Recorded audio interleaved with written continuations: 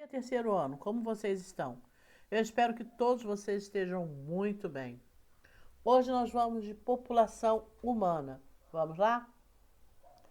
Entende-se por dinâmica populacional o estado de variação da quantidade dos indivíduos de determinada população. Já o conceito população pode ser definido como um conjunto de pessoas que residem em determinado território que pode estar constituído em uma cidade, um estado, um país ou mesmo o planeta como um todo. É fundamental, ao se analisar a dinâmica populacional, que não se confunda população com nação, conceito que é definido como conjunto de pessoas que repartem a mesma história, estando por isso inserido em um mesmo panorama cultural. De acordo com essa orientação, a população de um país pode estar dividida em várias nações ao mesmo tempo, em que nação pode estar dividida entre dois ou mais países. Dinâmica populacional. Estuda as variações na quantidade da população, observando os elementos de crescimento e da estrutura da população. Três tipos de indicadores: mortalidade, natalidade e fecundidade, além das migrações. A dinâmica populacional de determinado país diz respeito à variação das estatísticas populacionais, ou seja, na quantidade de habitantes.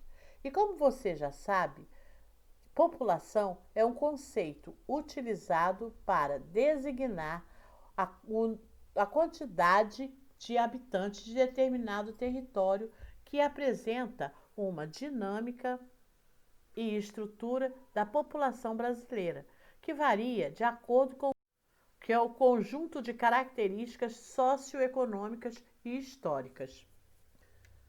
Crescimento populacional e estrutura etária. A distribuição da população por faixa de idade em um país é consequência das taxas de crescimento populacional, da expectativa de vida e das migrações.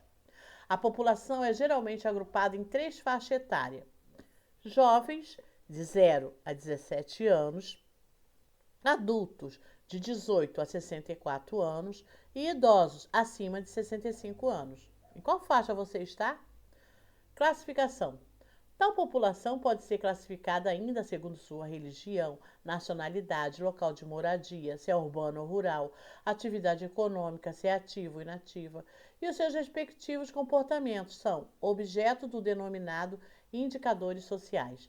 Estatística destinada a traduzir em uma grandeza quantitativa um conceito social abstrato e informar algo sobre certo aspecto da realidade social, como, por exemplo, taxa de natalidade, mortalidade, expectativa de vida, índice de analfabetismo, entre outras variáveis. Tudo isso conta quando se está verificando a população.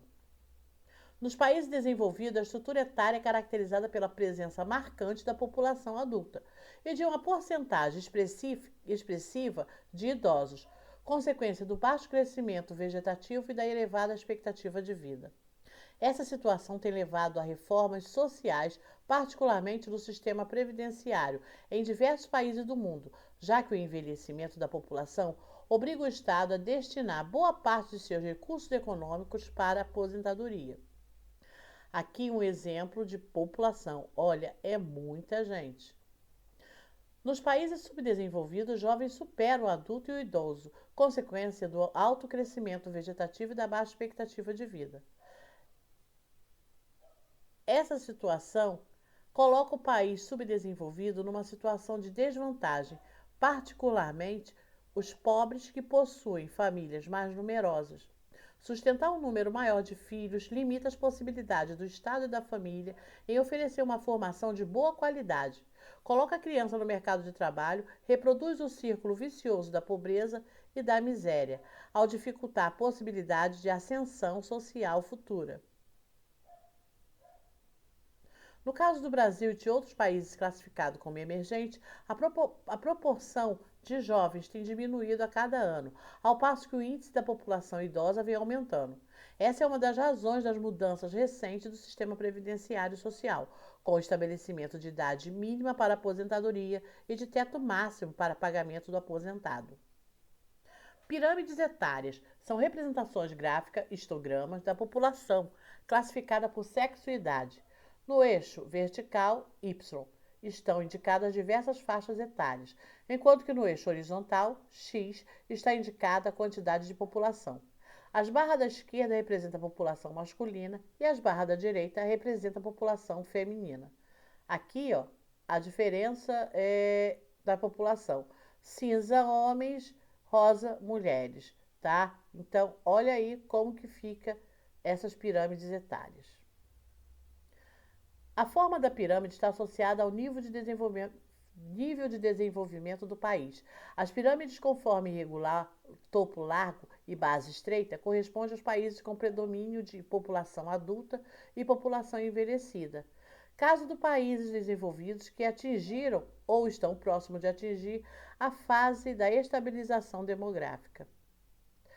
O Brasil podemos afirmar que há uma melhora geral na qualidade de vida da população, contribuindo para o seu constante aumento resultante das melhorias médico-sanitárias decorrentes da pós-guerra e também dos movimentos migratórios ocorridos nos anos 60 e 70 da população rural em direção às cidades. Melhor equipada para atender a população em geral, se comparado às áreas mais isoladas e rurais.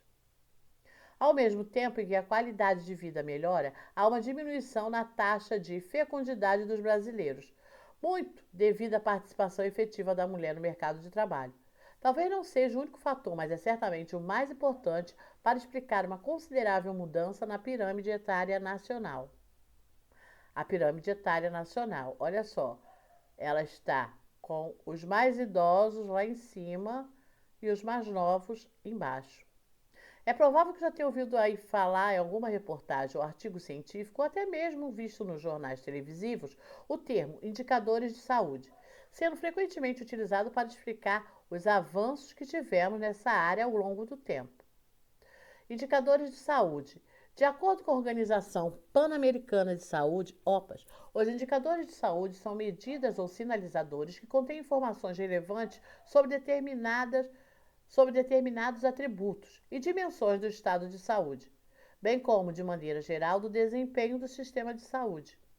A interpretação conjunta dos indicadores ajuda especialistas a refletirem sobre a situação sanitária de uma população ou comunidade e serve para subsidiar a criação de políticas públicas de maneira a aperfeiçoar o sistema de saúde e garantir melhores condições de qualidade de vida à população de um modo geral. Tipos de indicadores de saúde. Com o desenvolvimento da ciência, do progresso e da tecnologia, pode-se contar hoje com diversos tipos de indicadores de saúde. São eles, os principais: taxa de crescimento da população, proporção de idosos na população. Taxa de crescimento da população é um indicador importante, pois permite o ajuste do sistema de saúde para que seja capaz de atender o crescimento da população. Proporção de idosos na população. Os idosos fazem parte de um grupo que recebe atenção especial do Sistema Único de Saúde, o nosso SUS.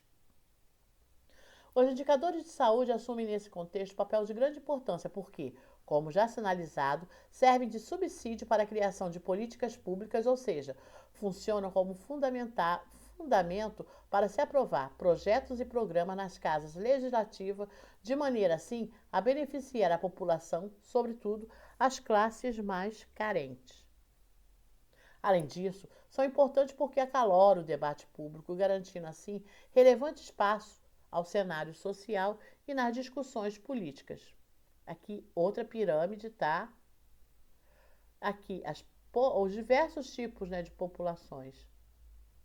Bom, eu vou deixar vocês com os exercícios das páginas 636 até a 39. Não reclamem porque não é muita coisa. Eu vou ficando por aqui. Fiquem com Deus e até breve.